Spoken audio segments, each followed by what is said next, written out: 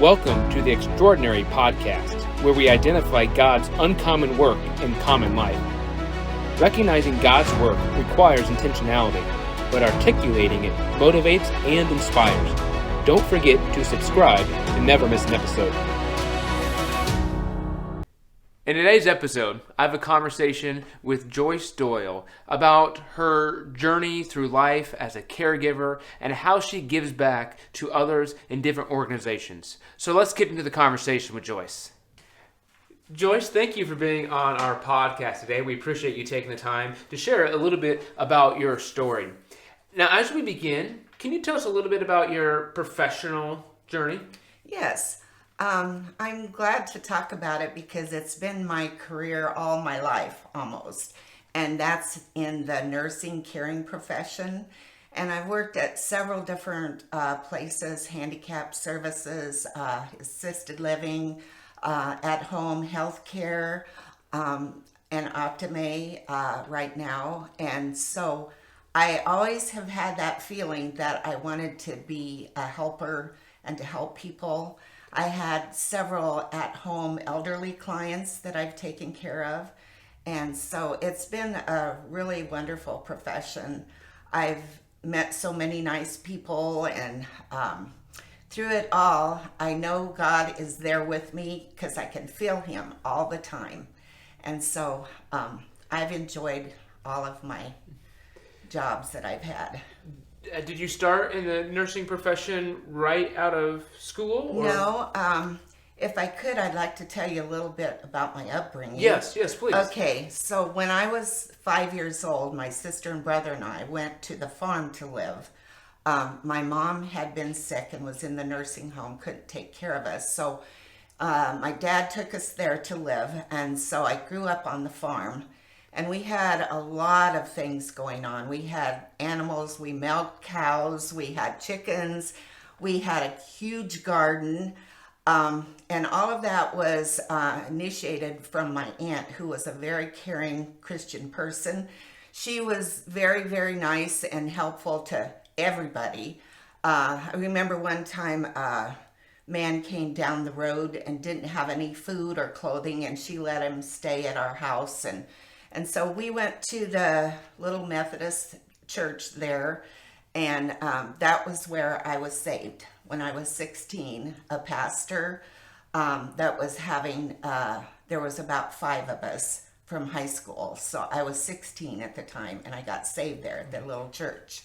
And so I've always felt like that was my home church, and that's where I started my spiritual journey. And so then after that, I had kind of a tragedy in my life. It happened in really quick succession. My mother passed away, and my farmhouse burnt down. So I lost everything from my childhood on. And during that time, I was always praying to God to help me get through all of that. And so it was a difficult time, but I eventually graduated high school, and then I started my family fairly soon after that. And so all during those years, I had several things that would come into my life that would be either negative or positive, and there was a lot of blessings came. The negative kind of overtook sometimes, and I would grow weak in my faith, but it was a period of time that I always was seeking some kind of acknowledgement about the Bible. And so I did Bible studies with some of my church lady friends, and I taught a Sunday school class there, and I took my children to Sunday school. And so but it was a difficult time during that time because I was yoked with a non-believer, and I didn't have a lot of family, so my faith kind of subsided a little bit there. And then when my kids got old enough that I could go out and work, then I started back to school during that time. And so back to school to be in the nursing profession? I wanted to be a nurse, okay. But the fact of 4 children at home to take care of. So I did get my CNA during that time, and then I was working at an assisted living, and they gave me a scholarship to go back to school. So I did get my AA degree, and then I took some college classes through the University of Phoenix, and I did get my BA in healthcare administration. But I liked more of the hands-on approach, so I just stayed working as a CNA most of the time. Well, that's great, and it shows how our childhood and adolescent influences shape us. You talked about your aunt and caring for others, and just really made a very big impression on you. And so you spent most of your life caring for others, and so that's encouraging and inspiring. Now, you talk a little bit about you lost your mother and at the house. You've experienced loss many times throughout your life. Everyone's experienced loss on some level, but how has God helped you through that? Well, I think one of the things that made me grow stronger in my faith was through a loss of my husband. And he was diagnosed with 4th-stage esophageal cancer. And so at the time, it was like everything was happening so fast.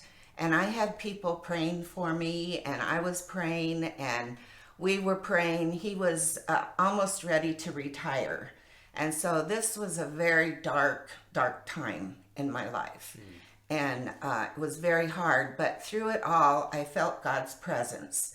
And I was always talking to him, help me to figure this out, and what do I do next and all of that. So during that time, God's presence was definitely with me, and I got through it. I mean, I did get through it. There was some very dark days, and I didn't want to even get up and go to work, and but eventually it got better. Thank you for your transparency with this, because a lot of times I think we try to brush over the difficulties. Experiencing loss is hard, and I think it's unwise of us not to admit that. And so, but God was able to bring you through, and so even though you had difficult days, we acknowledge the struggle, but recognize that God can still see us through, and even though it may be difficult to stay connected to Him, it helps us in the end. Yes. And so thank you for your transparency. I just it's meaningful to me that you just didn't brush over.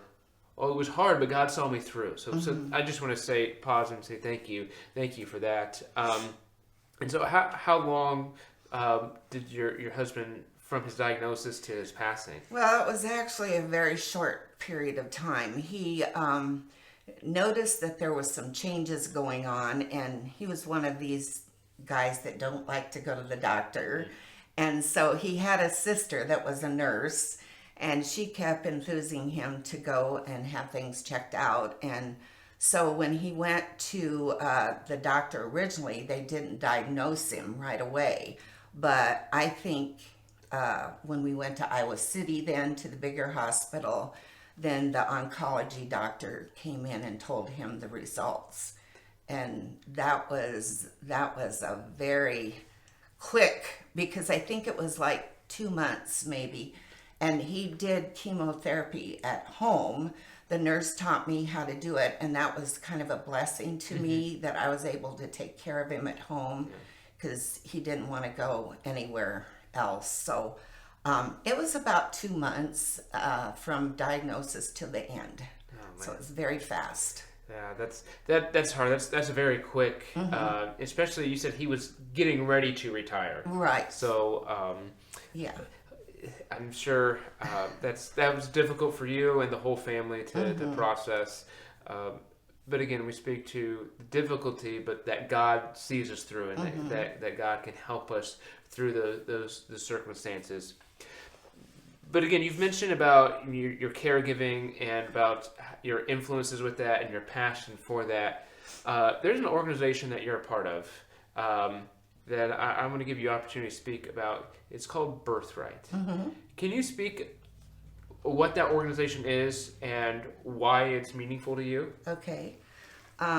Birthright was organized many years ago from a lady that was elderly, and she found out she was pregnant, and she didn't know how she was going to get through all of that. And so she rented this space to have the Birthright office, and it progressed from there on.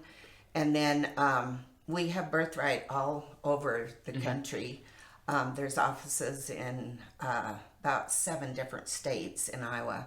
And we're pro-life. We love babies and mamas, and we want to see the mamas have their children, and we help with clothing, different things. We have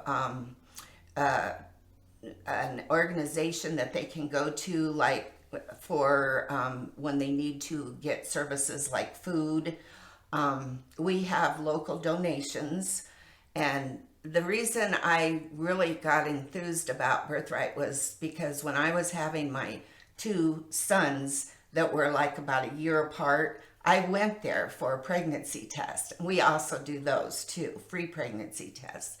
And there was a little grandma type there, and I was like saying, how am I going to do this? I have a 3-month-old baby and another one on the way.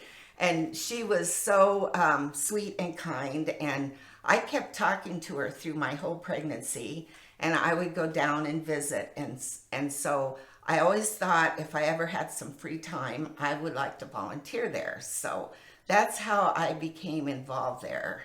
And Birthright is local, so we serve like about 5 counties. And so women that are having babies can come there and get services. We're not medical, but we can provide other services for them. Sometimes if the mom just needs transportation money to go to Iowa City to be seen by a medical doctor, we can provide that. And so we deal mostly on donations. So the general purpose of the organization is just to provide support to mothers. Yes. Or to pregnant And women. their babies. Yeah. Regardless of their life setting, like anybody can come, Right. and any woman who's pregnant can come and get support. And so I think that's a very needed organization in our world today. We can be isolated. You know, the internet allows us to have all this information, but yet sometimes we can feel very isolated. And so Birthright can it provides a connecting point. And as you said, you already had you had a 3-month-old, and so it was a difficult time for you. Right. And even in ideal circumstances, pregnancies can be difficult. Yes. So that's awesome. If somebody wanted to be involved or support Birthright, are there ways for them to do that? Yes. They can just go to the Birthright office, and we have a manager there, and she would be glad to take somebody in. And there's a little bit of training that has to be done, but if you want to be a volunteer there, just come and show your interest, and you're in there. It's a wonderful ministry. It really is. I've really enjoyed it.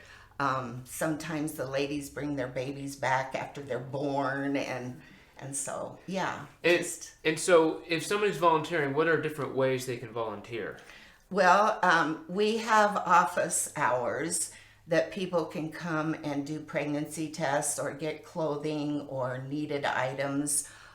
So we have hours Monday through Friday, and those are set up monthly, and we have about 7 advocates now. So each one of us take about 2 days a month, and we volunteer there.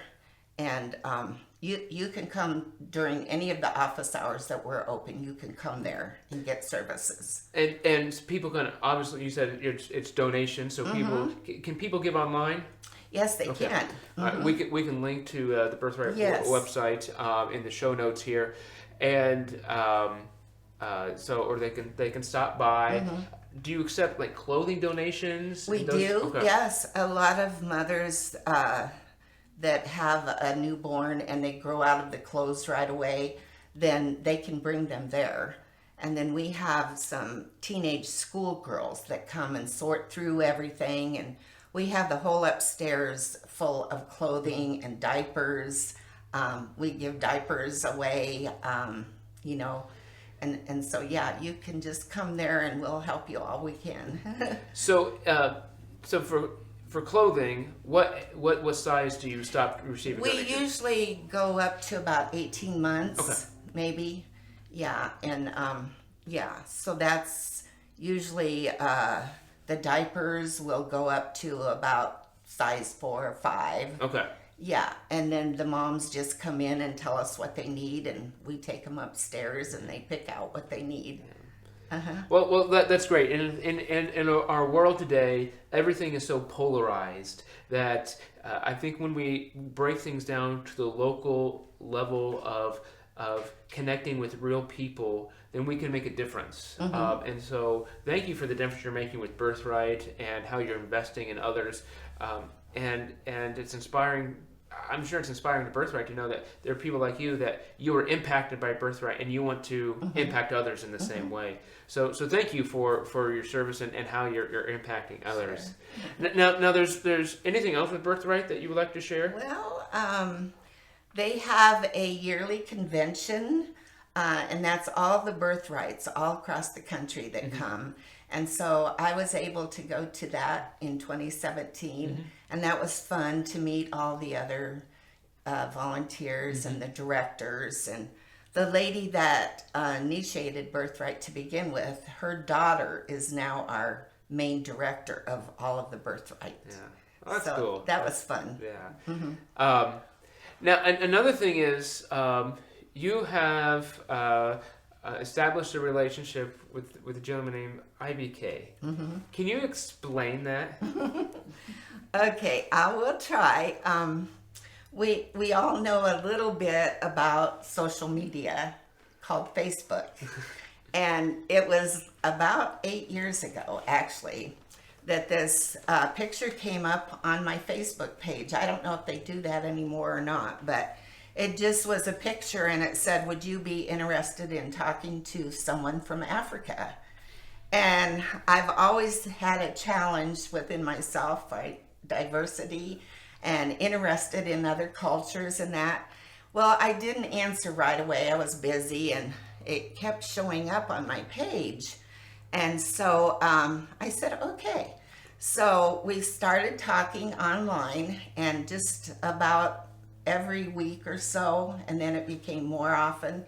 And I just felt like that God was putting something on my heart here with helping him, because he was relaying his circumstances that he wanted to come to America and he wanted to go to school, and he was not able to do that in a country where there's a lot of corruption.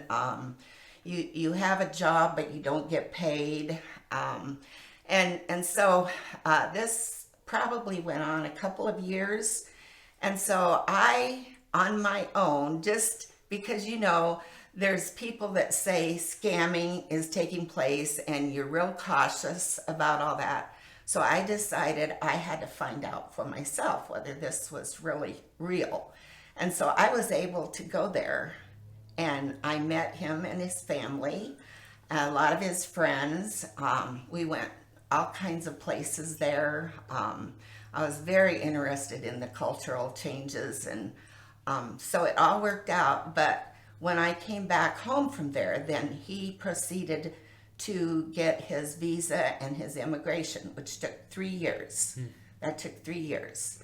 And so through all of that, we both prayed about it, and we asked God, what is the step next? And both felt like this was God's plan for us. And so I felt very strong about that I was doing the right thing. And so, you know, there's skepticism with people, and that's normal, but I was the type that wanted to learn, and I wanted to know if that was the right thing to do. So now he's been here for almost a year, and he's proceeded with jobs and going to school, and he got his green card, and he had to learn how to drive, because over there driving is just crazy.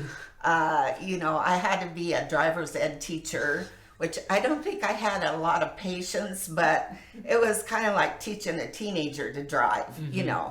And so he's just progressed so rapidly, and I'm very proud of him that this has all turned out really well for both of us. And so he's going for his master's now. Yes, in nursing. And so just making a lot of progress. And it's an interesting journey that you've been. What country is he from?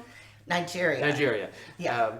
And so what's his goal after he gets his master's? Well, I think he wants to more or less be in the caregiving role of nursing, but he could also change that during the time that he's in school.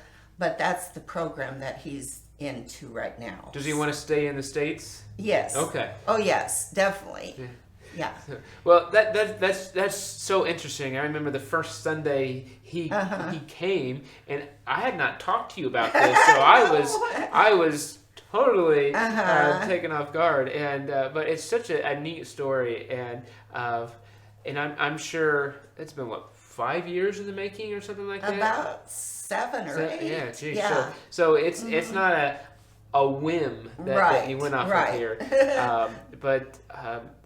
You're making a difference, and you're helping somebody, and I assume making a difference in his life, in a very unconventional way. And so that's awesome, and just a really neat story about how you were open to God's guidance and you were obedient to what God wanted you to do. So. Thank you for sharing. So, was there anything else that you wanted to share with us today? I'm not sure if I missed anything or if you just had something that you thought of. I think I would like to say something about when I was caring for Julie Griffin's mother. I was caring for her in the home, and she invited me to church here. And I was definitely looking for a church that I could grow in. And I just really feel like the church here and church family has really helped me to grow. I'm excited about all the changes and stuff that is going to happen in my life, and it'll all be God's plan. And so I'm just happy about that. Well, awesome. Thank you for sharing today. There's so many inspiring things about your story, from how God has helped you through loss, how God has shaped you in the caregiving, and the way you give back to others. So your life is just an inspiration and challenge to me, and I know it will be to those who listen as well. So thank you for sharing. Thank you for being on our podcast today and just allowing God to speak through you. So thank you, Joyce. Thank you. Thank you for joining us for this podcast. Be on the lookout for how God does uncommon work in common life. And please subscribe to never miss an episode.